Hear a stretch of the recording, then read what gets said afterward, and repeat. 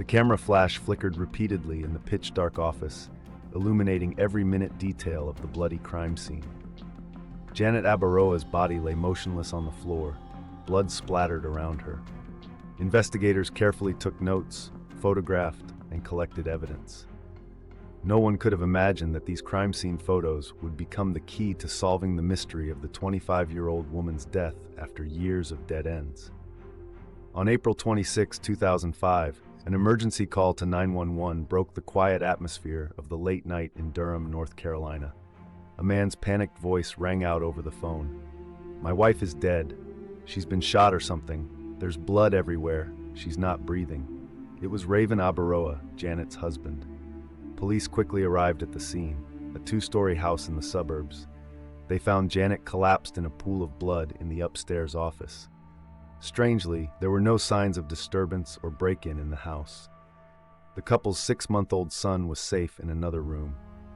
Everything seemed intact, except for Janet's tragic death.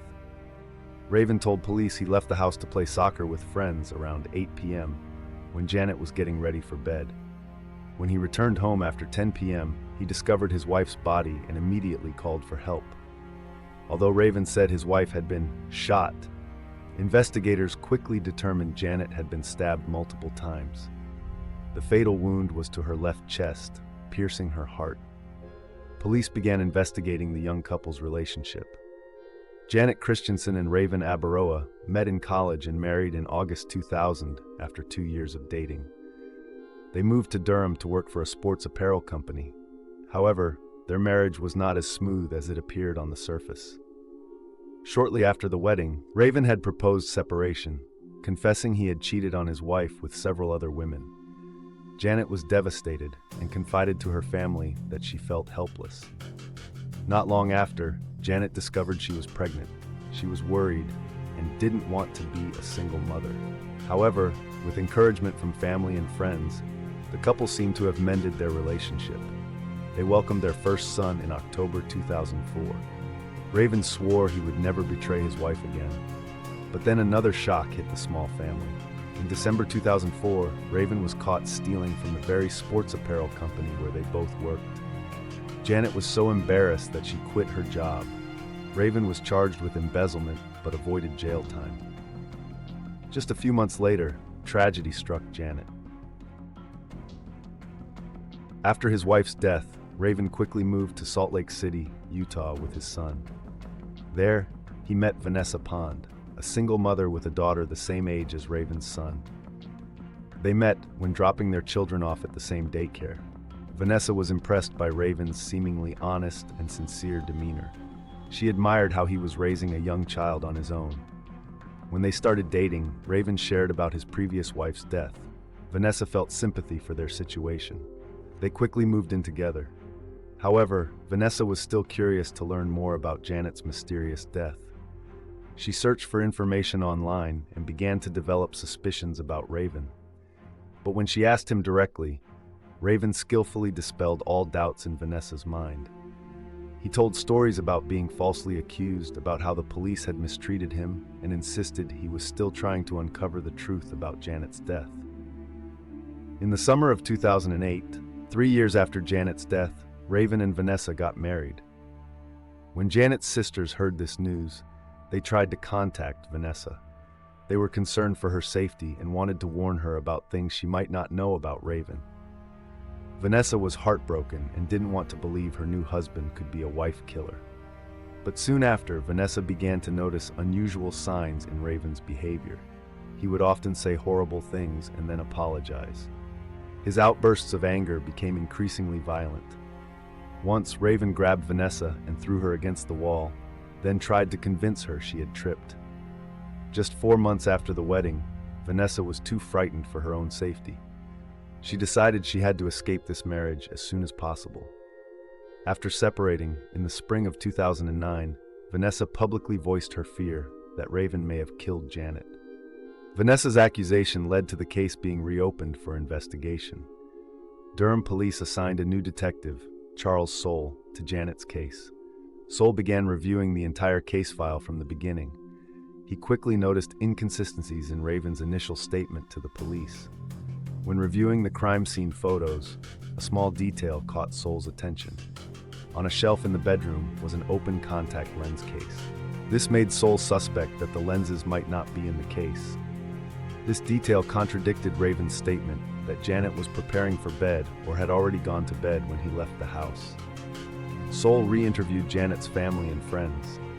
They all confirmed that Janet always removed her contact lenses before going to sleep.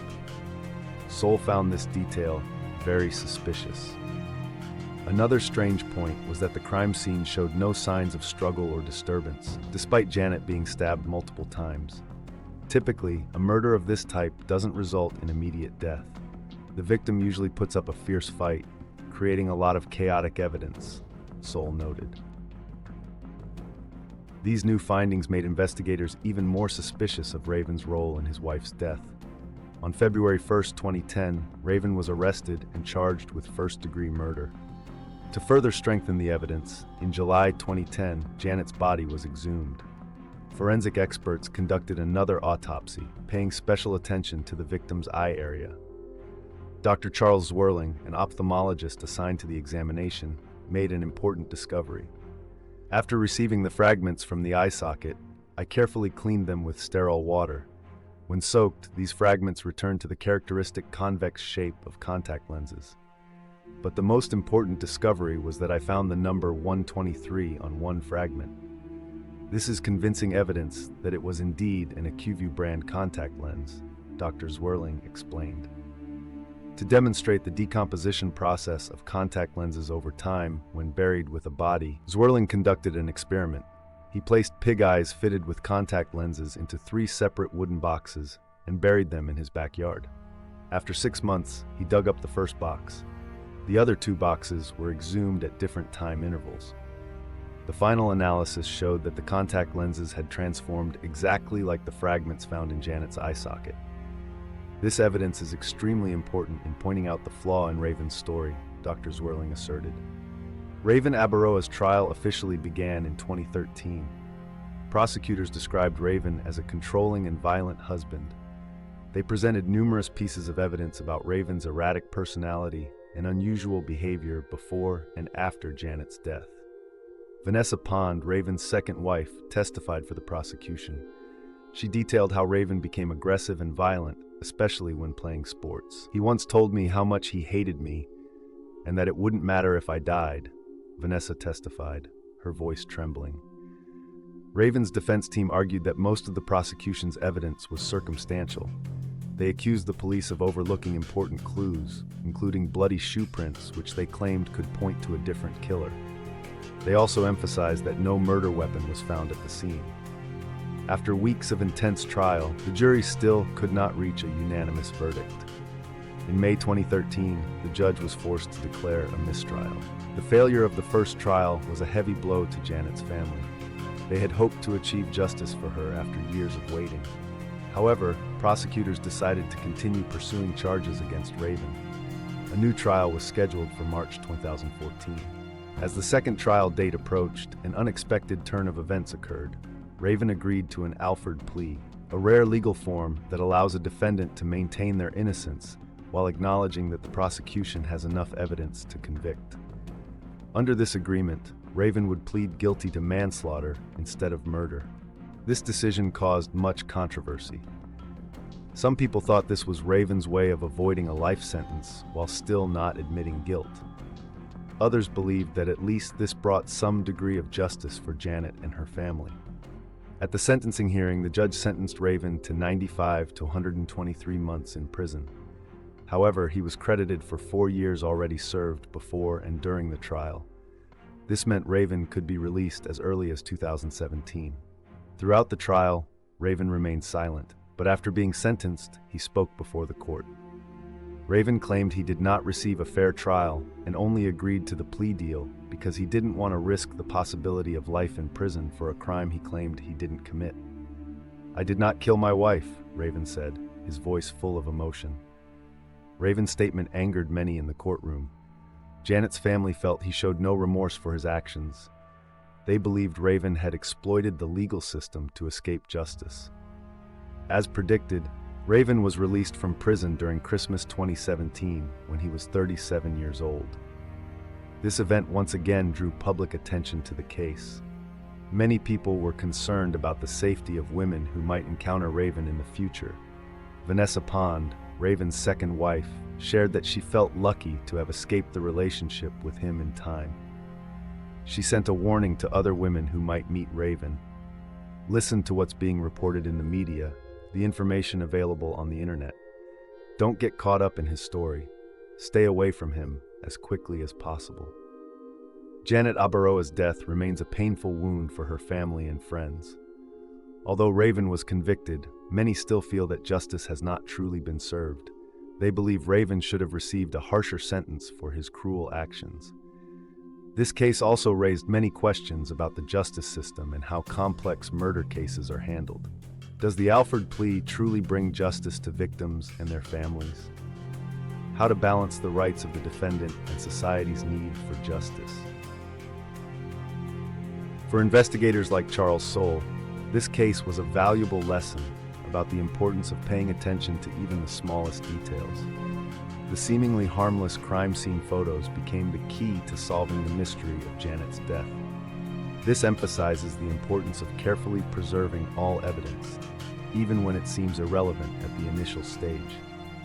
For the community, Janet Abaroa's story is a painful warning about the potential dangers in abusive domestic relationships.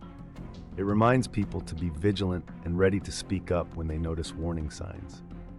For women like Vanessa, who were fortunate enough to escape toxic relationships with Raven, this case is motivation for them to share their stories, hoping to save others from a similar fate. Janet Abaroa's death will forever be an unforgettable tragedy for her loved ones. But through it, it also leaves valuable lessons about love, trust, and caution in relationships. Her story will continue to be told as a warning and a reminder that justice, though sometimes delayed, must always be pursued to the end. When the courtroom lights have dimmed, when the headlines about the case have faded, the pain and memory of Janet remain. She will always be remembered not just as a victim of a tragic murder, but as a vibrant young woman, a loving mother, and a devoted friend and sister. Her short life left a profound impact on her loved ones, and her story will continue to inspire efforts to prevent domestic violence and fight for justice. Meanwhile, questions remain. Will the full truth about Janet's death ever be revealed? Does Raven truly regret his actions? And most importantly, how can we prevent similar tragedies from happening in the future? These are questions that society needs to continue to face and seek answers to ensure that Janet Abaroa's death does not become meaningless.